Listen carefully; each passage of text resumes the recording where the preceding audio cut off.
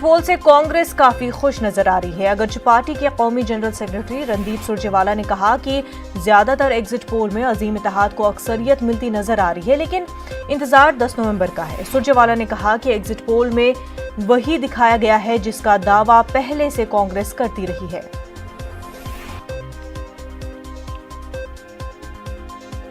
मैंने पहले दिन से आपको कहा था कि ये सत्ता प्राप्ति या सत्ता केवल लेने के ऊपर आधारित नहीं, ये व्यवस्था परिवर्तन का गठबंधन है और बिहार के लिए जो जरूरी होगा वो हम करेंगे।